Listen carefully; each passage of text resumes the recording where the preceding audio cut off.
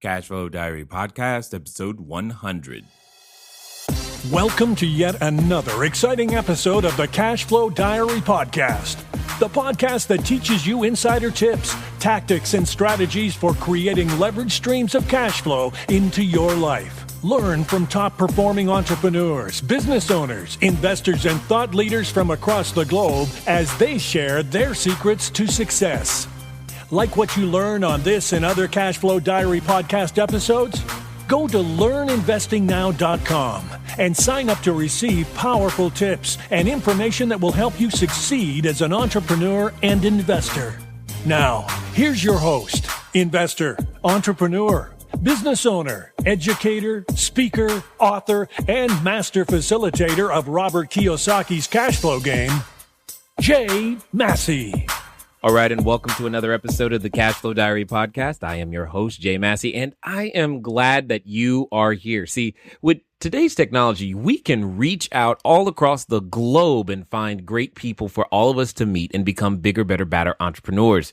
And today's guest is, well, on the other side of the globe, and that's what I'm excited about. I recently met him when I was hanging out with Simon Black over at his entrepreneurship and liberty camp, and he's just one of those individuals that I know you're going to get a lot from and that you absolutely must know if you desire to really build massive cash flow, and not only just cash flow, but cash flow online as well. I mean, he was a wealth of information, and it was definitely exciting to talk about. So before we get there, for those of you joining us for the first time, make sure you go over to learninvestingnow.com. Why? Because I told you to. No, seriously, go over there because I have created for you some of the basics that you need to know to get started in investing. Sometimes you wonder, how on earth is this investing stuff done, especially with no money, no credit? Learn to invest for less, okay? And that's exactly what we're going to do. Absolutely no cost to you. And one of the most important skill sets of an investor is learning to do due diligence. And I've actually put up there my due diligence worksheet so that you make sure that you have everything you need when it comes down to closing your deals properly. So looking forward to helping you guys in that way. Now, today's guest, I mean, man, when you talk about having a story that is absolutely awesome, willing to take nothing other than a yes answer. I love this guy simply because he's got high energy, and he's definitely someone that I have already learned a lot from. You ever learn something or meet someone and just go, okay, within 3 minutes of talking, you've exploded my mind, and I don't even know how else I'm going to be able to remember enough stuff that you've said so that I can go implement it. That's who we have today. If you're wondering who it is, it's simply Mark Anastasi, the laptop millionaire. Mark, how are you? Hey, Jay, I'm fine. How are you? I'm good. Just for the sake of everyone, where are you today? I'm coming to you right now from Athens in Greece. Love it. Never been there. Looking forward to it. Got to get there sometime. So for those who may not know, share with us, if you will, what I call your origin story, because many entrepreneurs, or when I see an entrepreneur, I think of them as superheroes, right? You know, yesterday's superheroes, today's entrepreneurs, they're the same person, but every superhero has a beginning. I want everyone to know your beginning. Right. Well, one day I went to this laboratory and I got bitten by this nuclear infected spider, and nice. I guess that's how it got started. But no, my superhero story started a bit different than that. So I grew up in Greece, and when I was 18, I left because there was no jobs, and I moved to England to get try and find a job to get a better life, etc. And it didn't quite work out that way. I couldn't really find a job, the kind of job that I wanted. So I ended up working as a security guard for 2 years. So between 2000 and 2002, for 2 full years, I was working as a security guard from 7 o'clock in the evening till 7 o'clock the next morning, doing night shifts in Banbury, Oxfordshire, to the north of London. And I did that for 2 whole years, earning minimum wage. And during that time, because I wasn't earning enough money to pay for my living expenses, I ended up in £7,000 in debt, which is about $12,000 in debt in today's money. So at that point, I started doing some telesales to try to earn commissions to pay off my debts that really didn't work out. I worked there for 14 months, and I was getting into debt even faster. I only made one sale in 14 months of doing that job in telesales. And so by the time I was about 22 years old, I found myself with that, $12,000 in debt, 8 credit cards, and I lost my job. They fired me from that telesales job. Just one sale in 14 months, no surprise there. So I didn't pay the rent for 2-3 months, and I was so depressed. I just stayed in bed all day. I couldn't go out and get a job. And even when I tried, there was no job available that I could find anyway. My self-esteem was completely wiped out. I couldn't go back to Greece because my parents were in an even more difficult situation than I was. Wow. And my father was going bankrupt. My mom was getting kicked out of her apartment. They were divorced anyway. My sisters were getting kicked out of school. And I couldn't bring myself to go back with my tail between my legs and say, hey, I completely failed. The money you spent to send me off to the UK? Well, that's gone. Plus, hey, I've got a surprise. We owe $12,000, right? And so I ended up, I got kicked out of that apartment. I stayed at a friend's place for a couple of nights, another friend's place for a few more nights, a third friend's place for a few more nights. But by the end of the 3 weeks, I couldn't bring myself to impose on them like that. They didn't have money either. And so I ended up taking shelter in an abandoned building in London. And we were about 20 homeless people living in that abandoned building. We were basically squatters. We were squatting in this building. We had no right to be there, but we were just taking over this building essentially. And I ended up living there for the next 5 months.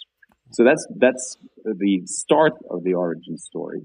And one day I remember very clearly, I was surviving thanks to these credit cards, by the way. It was weird. In the early 2000s in the UK, they were sending credit cards to anything with a pulse. If by accident they had your dog's name on a register somewhere, like you register online for something with your dog's name just for fun, you would get a credit card sent in the mail in your dog's name. It was that insane. At the time, they were trying to get everybody into debt: mortgages, home improvement loans, car loans, you name it. And so I was homeless with 8 credit cards. Wow! And one day, I remember I just couldn't take it anymore because I had all this negative self-talk every day. But my brain was saying, "Kill yourself. You're pathetic. You're such a loser. You're lame. You're ugly. You're terrible. How could you let this happen? Your friends have jobs and they were in consulting and they're in investment banking. What did you do with your life? You were a security guard. You did telesales. You went broke. You're homeless now. Well done. Kill yourself." So I had this constantly 18 hours a day in my mind replay. I couldn't sleep at night even with that constant playing on my mind. And one day I just couldn't take it anymore. I just started running through the streets of London. And I remember very clear, it's pouring down with rain and I'm crying my eyes out and I'm drenched with rain. I'm cold. My lungs are burning because the air is so cold and I'm running. And I end up running into this cemetery called Old Brompton Road Cemetery. Very old cemetery. And I just wanted to be away from people. And I run to the end of that cemetery and there's nobody there. And I collapse amongst these tombstones. And I'm thinking to myself, that's it. I'm going to kill myself. I can't go on like this anymore. And I even had this thought, how practical am I? I could die, kill myself here in the cemetery. It would be less trouble for people. They would just push me to this hole in the ground right there. You're already there, so hey, convenient. Exactly. What a well-meaning young man. What a thoughtful young man. Exactly. How nice of him. You're right. And at one point, though, I look up and I notice this tombstone. It said, Matthew something, 1622, 1644. This kid died at 22 years old, about the age I was at the time. And it said something like, he was a baker or, I don't know, candlestick maker, whatever. 3 kids, something. That's it. And I thought to myself, what would it say on my tombstone? And I got angry in that moment because they couldn't say it. What did it say? Mark Anastasi, former security guard, dead. The end. That was it. I hadn't done anything with my life. And I got angry and I got up and I dusted myself off and I said, no, this is not going to be the end. This is just the beginning. I'm going to use this freaking situation. I'm going to figure out a way to turn the situation around financially, and then I'm going to devote my life to sharing with other people how they can do the same thing.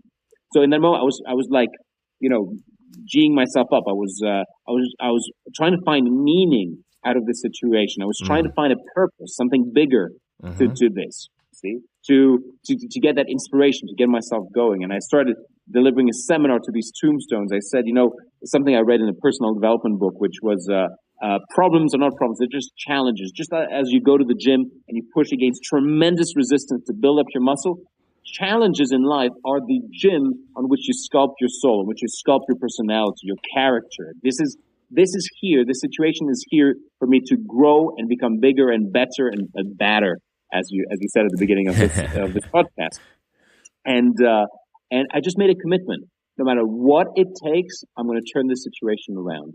And Jay, I walked back to that abandoned building, the freer I'd ever felt, and I had total, absolute certainty that things were going to change. I felt calm. For the first time in months, even years, I felt calm. Because even though nothing had changed in my outside circumstances, within myself, I had made a decision. And when you make a powerful decision like this, no matter what your situation in life, you're getting divorced, you've lost somebody, you've lost your house, etc. If you just make a powerful decision that no matter what happens, I'm not going to give up until I get my outcome. This is my outcome, one, and two, I'll do whatever it takes to get to this outcome. Then nothing else really matters, and everything else kind of falls into place. It's like when you show the universe that you'll stop at nothing to get your outcome, the universe just gives you your outcome. Because a week later, I attended a personal development seminar, which was just about 1 kilometer away, so I could just walk to that seminar. And it was £300 to attend, about $500 to attend, which was a huge amount of money for me. It was basically the equivalent of basically food for a couple of months. I said, you know what? Screw it. If they're saying that they can change your mind and change your life and teach you about goal setting, etc., I've got nothing left to lose. And everybody was saying to me, Mark, forget about it. Don't go. They're just after your money. It's a scam, etc. It won't work. Who do you think you are, etc. I was like, you know what? Screw this. I've got nothing left to lose.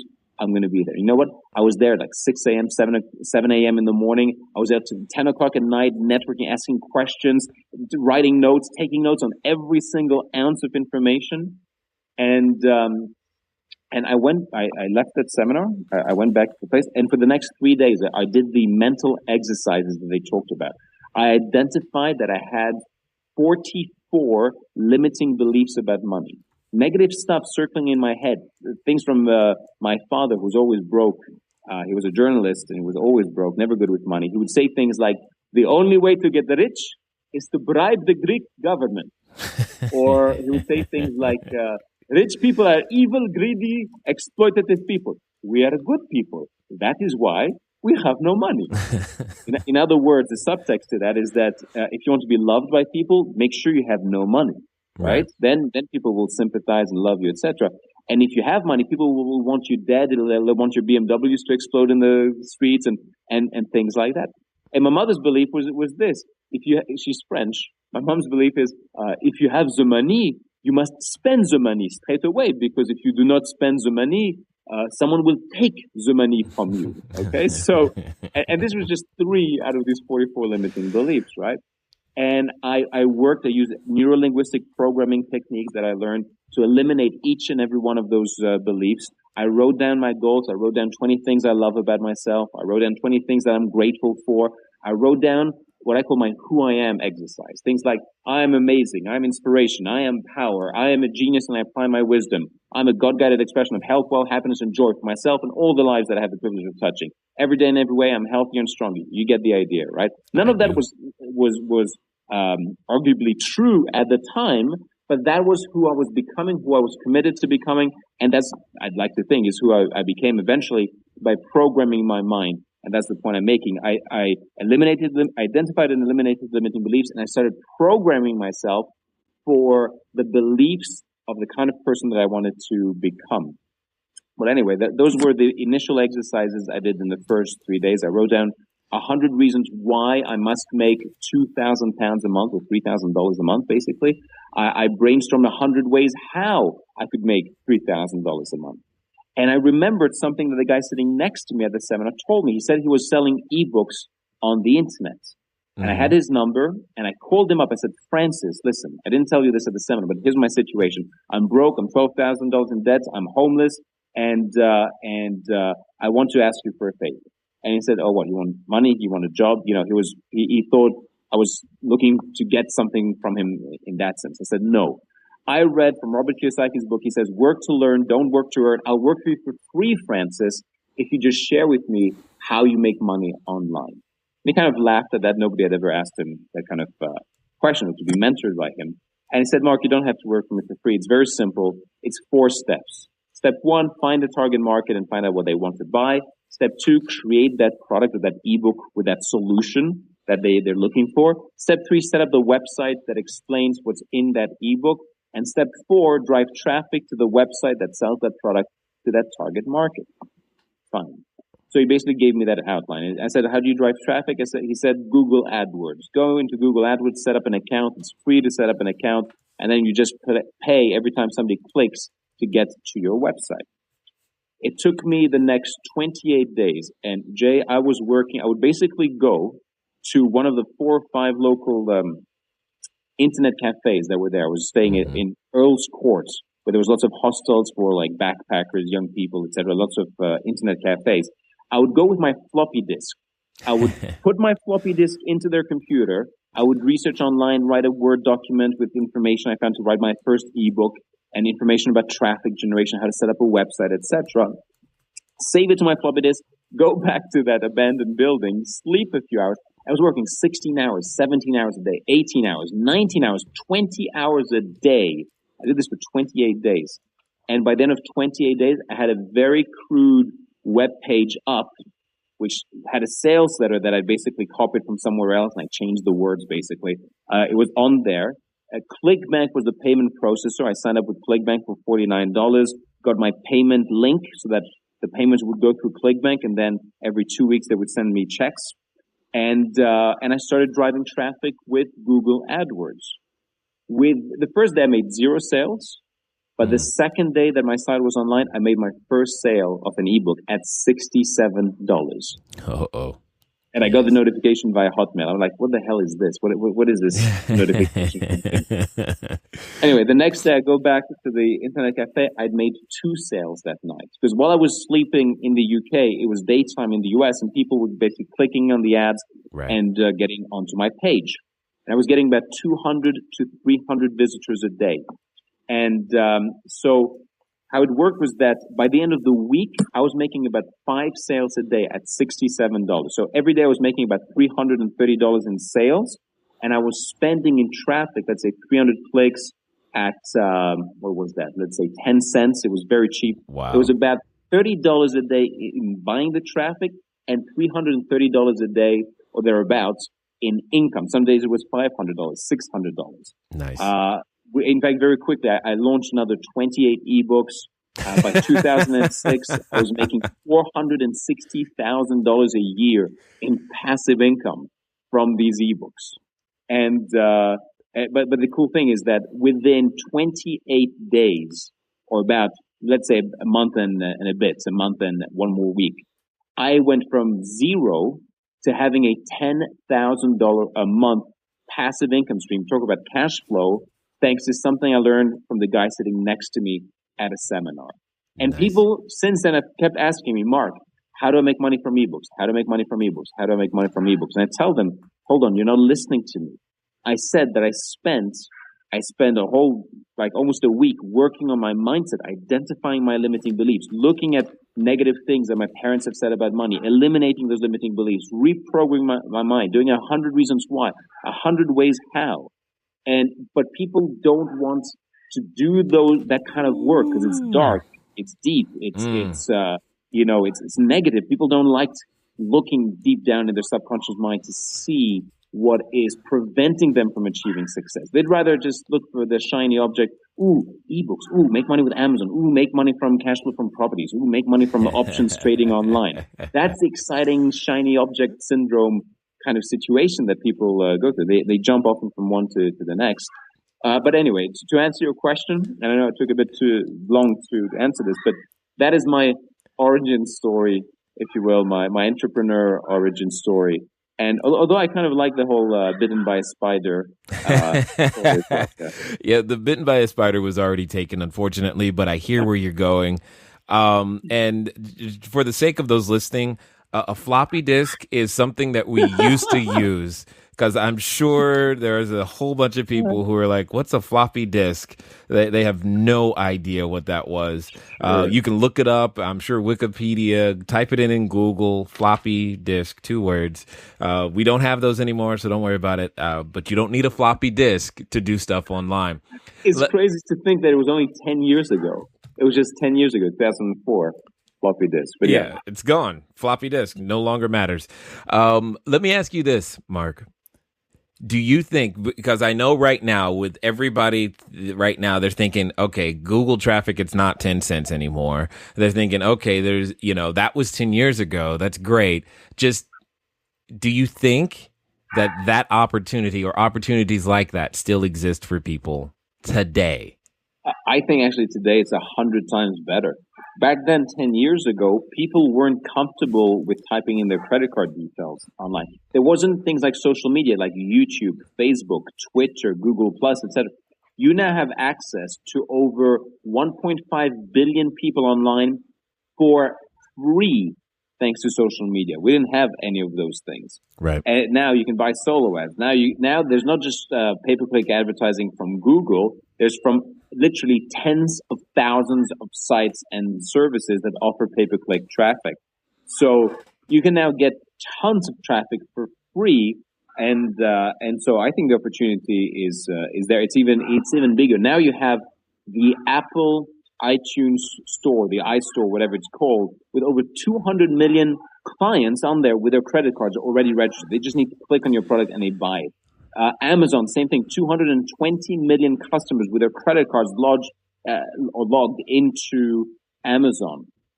We have now clients that start with zero money, zero capital, and very quickly they get to $5,000, $10,000, $20,000, $30,000, $40,000 a month in cash flow from selling other people's products.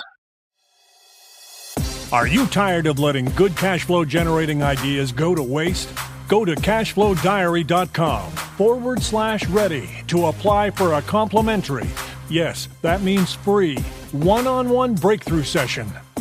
Take action now. Go to cashflowdiary.com/ready.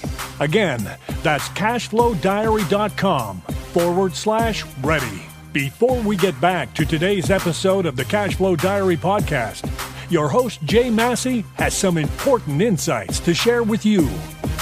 Okay, so let me ask you this question. How do you like the new sound? Because we hit episode 100, and I'm sure you probably already figured that out. We're just excited, so we're changing a few things up, and as you noticed here, the music is a little different. Hopefully you like it. You'll find it everywhere we are. And you will also have more of me. What does that mean? I'm taking this time to officially announce, because some of you may have noticed in the past that there were times where we would release an episode on a Thursday and sometimes not. And I was trying to gauge, we were gauging, do they want it? Do they not? Does it make a difference? And it looks like to you, it makes a difference. Therefore, we're going to have it consistently. So now we're going to be Mondays and Thursdays. Additionally, you're also going to get more episodes where it's just you and I. So I'm going to come up with more content and deliver it to you where it's just you and I. A lot of the information that I'm just going through so that you have the ability to understand how to duplicate and create more cash flow, not only from our guests, but also from me.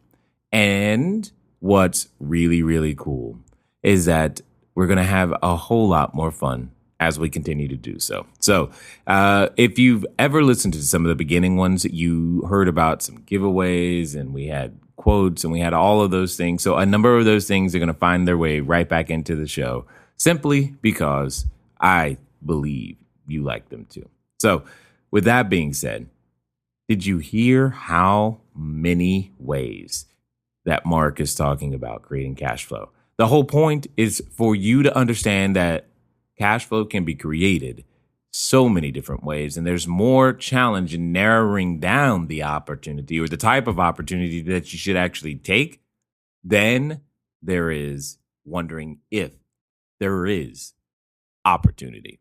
So let's get back to it. What I'm saying is that there is infinitely more opportunity today to start an internet business, to start generating some cash flow than there was 10 years ago, or even 8 years ago, or 5 years ago, even 4 years ago, 3 years ago.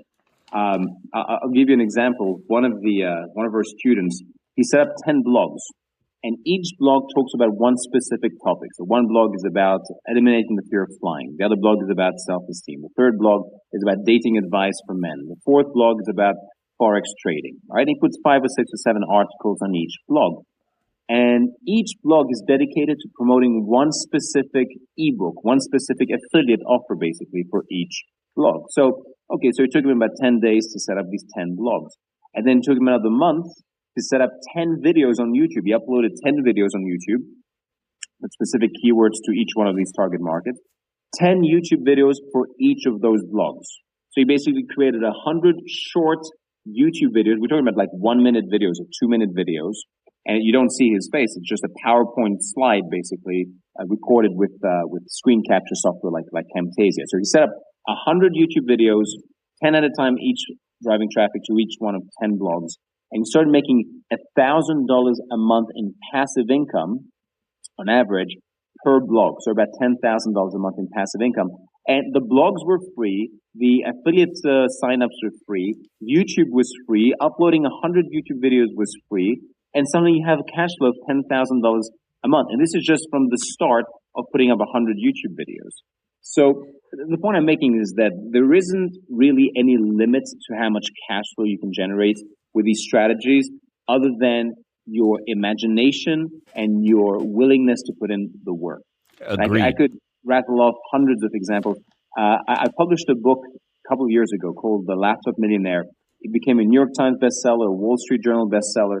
And but the point, reason why I'm referencing the book is that in it includes 34 different strategies for generating cash flow and over 130 different case studies like the one I just described of people who came to our seminars, learned a few strategies, implemented some of these cash flow strategies, and started making money online.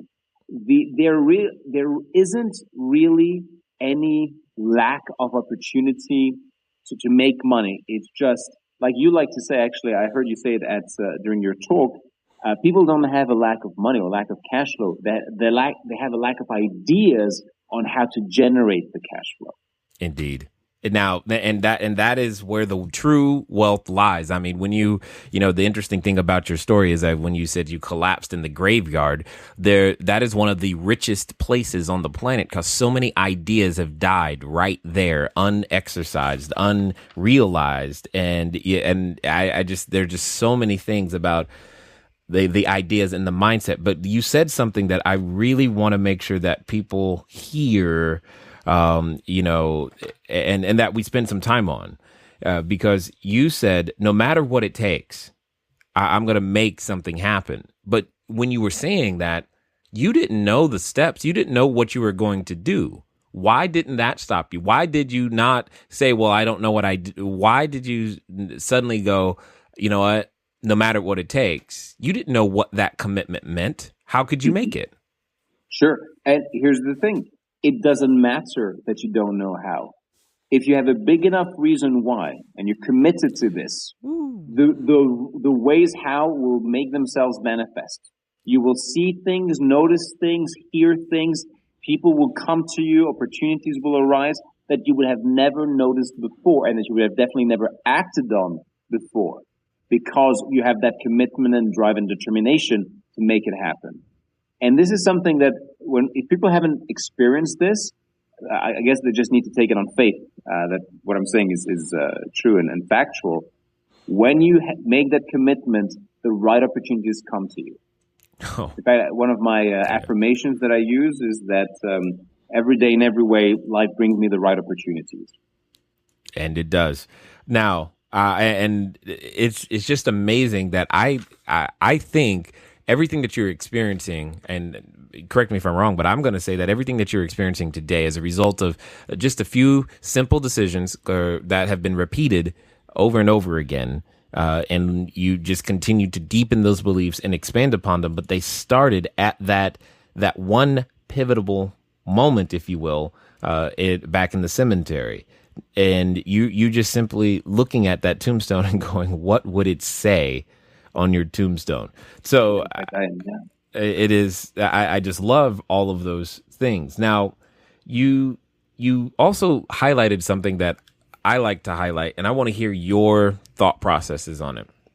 You said you were able to make a powerful decision. Describe for me, if you will, how to make a powerful decision. Sure. Well, most people, here's what I figured out, Jay. Most people go through life in two minds. They're of two minds.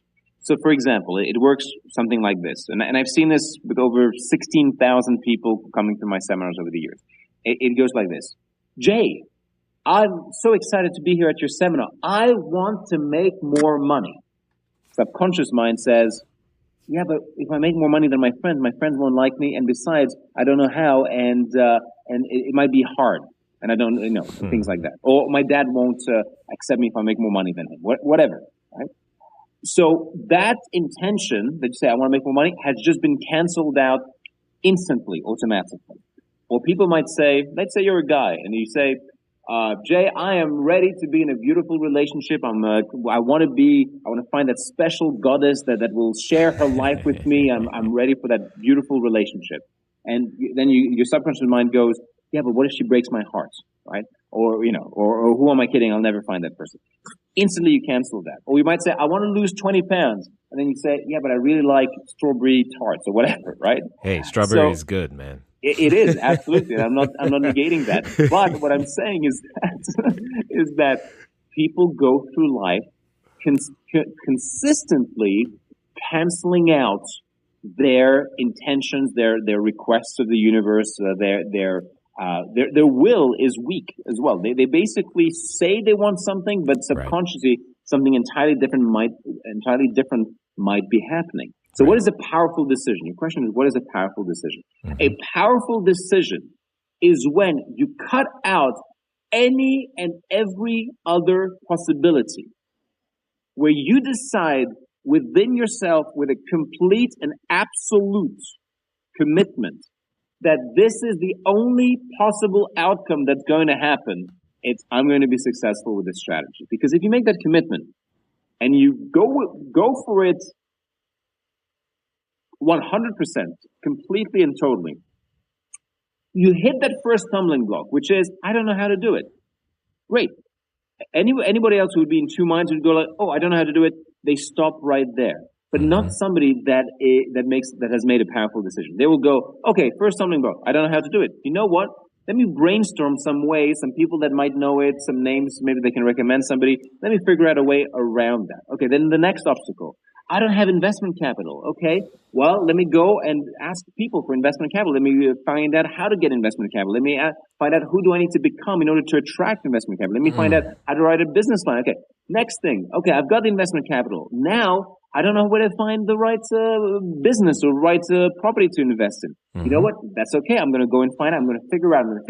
Any obstacle that comes up, it's not even an obstacle. It's just something else that you need to figure out. Oh, most people will never take that initial first step of even starting something, Jay. But then the majority of the people that do start something, they drop off at the first obstacle. It blows my mind how easy it is to become successful. It's been 10 years now. It blows my mind how few people we need to compete with, really. Right. Because 95, 96% of people, there's no competition because they drop off at the first hurdle. It's so much about that mindset, that determination. I call this the mindset of champions. I mean, many other people have called it the same thing, the mindset of champions. I am so in admiration of professional football players, soccer players, rugby players, basketball players, etc., the amount of will and determination and effort and work and discipline and waking up early in the morning and practice, push, work out, push some more, etc., self-sacrifice, etc., that has taken them to get to that level. Most people never see that and never even come close to applying that level of mental focus and determination that professional athletes have or exercise. But we can exercise that same exact amount of willpower and determination and practice and all these things in whatever our chosen profession or chosen field is, whether it's becoming great at cash flow generating with real estate or in the stock market, with businesses, with being a great violinist, with being great at managing your team at your job, whatever it is. But most people don't do that. Most people don't even use up 0.01% of their potential. So you ask me what is a powerful decision? That's what a powerful decision is, where you cut out every and any other possibility than that outcome that you're committed to. You know what? I agree so much. I mean, there's just so much that you're saying that I have a hard time right now. I'm getting all excited and ready to go, write some more offers, raise some more capital, do some more business, simply because it's just like the mindset, the principles, the state that you need to be in is the exact same, regardless of the discipline or the career endeavor or whatever it is that you're trying to do. If you want to be a great and excellent parent, this is the exact same stuff that must be done in order to make it happen. And let me ask you this.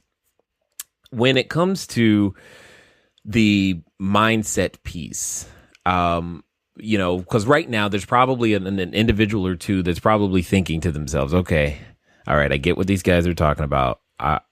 What after you've got your mind correct and going in the correct direction, what do you think is the next most critical, important step? Well, I'll tell you what I did. I brainstormed lots of solutions. So I sorted out my mindset, identifying limiting beliefs, destroying them, reprogramming my mind with positive beliefs, etc., empowering beliefs about success and money and about myself. The next step was brainstorming. So I brainstormed lots of ideas. Most people, they're in a job or they're doing something, they have a shop or whatever, and then they have one other idea and they go for that other idea because it's the only option that they have. If you want to have a great idea, have many ideas. In Fortune magazine, once I read this article where they talked about the mathematics of innovation or the new mathematics of innovation. Companies now brainstorm 100 ideas, hundreds of ideas even, in order for them to come up with one great idea for a product or a business venture, et cetera, joint venture even. And so the next step, once you got your mindset sorted out, brainstorm lots of ideas. Come up with 100 ways for you to make $1 million. Brainstorm 100 ways how you can make $10,000 a month or $20,000 a month. Brainstorm 20 ways how you can come out of the difficult situation that you're in right now. Brainstorm 20 ways how you can be happier. Brainstorm 20 ways how you can meet that special person in your life. So exercise that creative mind of yours. Use brainstorming exercises to come up with better ideas. And then once you've chosen out of the 100 ideas, you've chosen like your top 3 ideas, for example, then you choose your top 1 idea. At that point, what I tend to do is I write a short plan. I brainstorm some more ideas about all the different things that I would need to do or learn or people I would need to contact in order to achieve that outcome. So, for example, if your outcome is to start a clothing business, for example, I would brainstorm things like, okay, I need to find fabric, I need to find a designer, I need to find distribution, I need to find somebody who's done this before me to become a mentor, I need to find a place where I can work, I need to find people who can sew this together, I need to find brainstorm some cool ideas about what type of clothing to do, I need to contact different retail stores, find out what they want, whatever. I have no idea about the clothing business, I'm just saying, I'm just hypothesizing here. Right. This would be a series of things that I might need to do. And then I just start doing this one after the other. I just started contacting those people. I started finding out more about this. And so exercising that creative power of ours, that I find is very important. And then you just follow those steps. You just follow your plan. And you know what? You might very well fail, or it might not work out exactly how you expected it. But if you go through these steps, you will already have achieved, you will have already become successful because you will have gotten way further ahead. You'll have become a bigger, better, badder person than you would be if you hadn't started that process. I tell people in my seminars, start a business, not just for the heck of it really, but start a business because it's going to be the best personal development boot camp you'll ever have. You will right. be forced to communicate better, learn more, listen better, expand through your comfort zone, do things that are uncomfortable for you. And guess what? You will, by becoming a bigger person, by expanding your comfort zone, becoming a bigger person, you will now be able to achieve things that you never thought were possible before, you know? And so I'm not sure if I'm answering your question quite in the way that you intended, but that was the process for me anyway.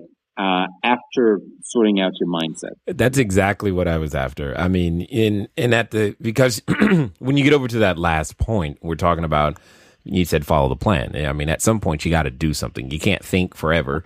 You got to actually get up and go talk to somebody, pick up a phone, develop a relationship, put a distribution model together, something. And then the only other thing that I want to make sure everyone understands is when Mark is talking about, write down your ideas and you want to make $1 million, understand that doesn't mean it has to be an exponentially quote unquote great over earth-shattering idea for it to be $1 million. And what I mean by that is, if you say to yourself, hey, I want to deliver lemonade.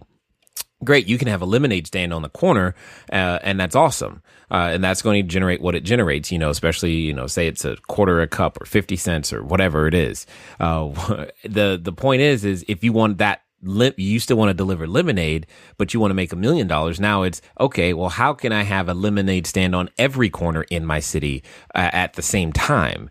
And then you're still delivering lemonade. It's just now you're delivering lemonade at scale. So don't get, when you're writing down your ideas, don't think your ideas have to be so grand that suddenly you quote unquote can't do something or you're not capable of coming up with these ideas. The ideas, the gold is what he's really saying, in my opinion, is the gold is inside your mind already. You have great ideas. Absolutely. And in fact, I tell my clients to write down brainstorm 100 ways how you can make $5,000 a month or $10,000 a month, right? Because when I started out, I only knew 3 ways to make some money. Send out a CV, lie through your teeth during the job interview, and pray that you get the job, right? That was one way. Right. I knew that some people were buying and selling properties in London. I knew that. And I knew Herbalife. People were making money from Herbalife. Yes, That's all I knew about money. And all I knew about the internet was I had a Hotmail email account. That was the extent of everything I knew. And I'm not exaggerating, right? And I had just a suitcase with my clothes and a pair of rollerblades.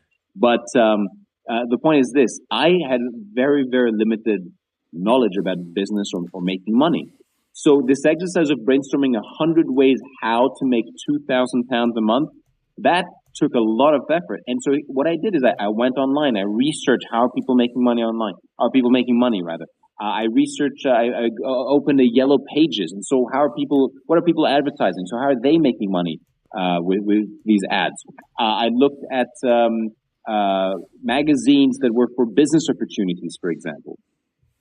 And I learned about more ways to make money this way. Got it.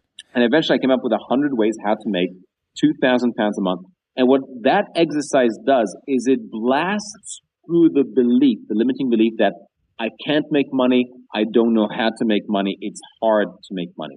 Out of the 200 plus limiting beliefs that people have about money, negative beliefs about money, most of them fall into 2 main categories. One is money is bad, money is evil, people won't like me, my friends won't like me if I make more money, or it's not religious, spiritual, etc. if I make more money. And the other category is I don't know how, I can't make money, it's hard to make money. Those are the 2 main categories. It's hard to make money and it's a bad thing to make money. And so that exercise blasts through dozens of limiting beliefs around I can't make money, it's hard to make money, because then once you've finished it, you have black on white on your notebook or a journal or piece of paper so many ways of making money, you realize your brain goes, okay, I give up. It's easy to make money. I get it. There's so much wealth. There's so much abundance, so much opportunity to make money. And I tell people to complete that, figure out what problems do people have, what do people buy, and what solutions are people looking for. Instead of asking yourself, how can I make money? Ask yourself a much better quality question. What do people want and what do people buy right now? And I think, and it really boils down to the idea that money is nothing but the measure of the value you create for other people. Or as Zig Ziglar puts it, in life you can create anything, you can get anything you want as long as you figure out how to give people what they want. Or Brian Tracy says, you get paid in direct proportion to the amount of value that you deliver according to the marketplace. Anyway, and there's many, many more quotes to that effect. And I believe that you, Jay, yourself, you say that the same thing. It's about the value. You look at real estate, if I understand correctly, maybe I'm paraphrasing here, but you look at real estate as how can I add value to the tenants? How can I add value to this community? How can I add value to these investors? Yeah. That's exactly right. That's exactly right. And for those of you who are listening, Hotmail.com is gone the way of the floppy disk, and Yellow Pages is what we used to have before Yelp. So just keep that in mind. I'm in my mid-30s, and you've just made me feel old for the first time. I'm just letting you know because see, there's someone going, well, I got to have Hotmail. I got to use Yellow Pages. They're like, where do you find Yellow Pages? I'm like, guys, these things they're gone. I'm sorry. No floppy disk, no Hotmail, no Yellow Pages. We have replacements for those these days. It is what it is. I know. It's funny how quickly technology changes, but I think that's also the thing that preserves our opportunity, because what you're saying in essence is that there's opportunity and information once you figure anything out. Whether it be how you could have an ebook on parenting, you'd have an ebook on starting a business online, an ebook on how to make lemonade. And so long as these things continue to change and evolve, and humans continue to change and evolve, I think this opportunity exists for quite some time. Absolutely. I mean, every day, every week, there's new breakthroughs in technology. There's new opportunities that come up all the time. But there's massive amounts of opportunity in old opportunities, let's say, in old ways of adding value. The thing with the internet, people think that he's making money on the internet. No. Or she's making money on the internet. No. The internet is just a medium to reach out to people. Right. I don't care if I'm reaching out to people with flyers, with billboards, with radio jingles, or with podcasts, YouTube, Facebook, direct mail. I mentioned direct mail, email marketing, blogs, etc. It's all the same thing. It's finding a group of people that have a problem, and then reaching out to them, communicating to them, saying, "Hey, I've got a great solution for you here." And so that mindset, even though yes, Yellow Pages and Hotmail, etc., we can make fun of that, but the fact remains that nothing has changed in those principles of wealth creation. Find out what people need and help them, serve them, deliver value to them. Investors want a better return on the money. Great. Let's put in some work and deliver that for them. Right. These people in this community, in this city, they need some better housing. Great. Let's deliver that for them. These tenants need better, heating, insulation, whatever. Let's deliver that for them. Yep. Yeah, you just figured out my entire real estate strategy right there. The secret is out, and there you go. Now all you got to do is execute it. Mark will be coming out soon with his book, How to Do Real Estate in 28 Days or Less. I can see it now. I can see it now. So for those that are listening and they're going, man, this was awesome, what would you recommend if they want more of you, more of your thought processes? Most importantly, is there a resource somewhere that they could get some training on uncovering and eliminating these limiting beliefs that you continue to bring up? Jay, I love helping people. I've got tons of free resources online. If you go to freedvd.tv, you can get a free DVD off me. You just need to pay a bit of shipping. That's freedvd.tv. Valued at $97, yada, yada, et cetera, et cetera. And also at mark-anastasi.com/thank you. I give away a bunch of free ebooks on there, personal development ebooks and wealth creation ebooks on there at mark-anastasi.com/thank you. That's THANKYOU. Thank you. And also at markanastasi.com/21 secrets. It's mark-anastasi.com/21 secrets. I give away a free ebook titled 21 Millionaire Secrets that will change your life. 21 Millionaire Secrets that will change your life on that site. So those are a few resources that people can download. And I just want to add one more thing. We're talking about adding value, and most people simply don't think like that, and that's why often they're broken, why their life doesn't work. Most people go through life with a mindset of entitlement, which is they feel they're just entitled to be taken care of by the state, by their parent, by whoever. They feel entitled to just get stuff. They want to take stuff, and that's the reason why they don't really get ahead in life. So the mindset, if you adopt a mindset of how can I deliver value and help people, provide solutions for people, and then feel grateful for your life, that is the mindset of super successful, highly wealthy people. An attitude of gratitude and the mindset of how can I deliver more value. Nice.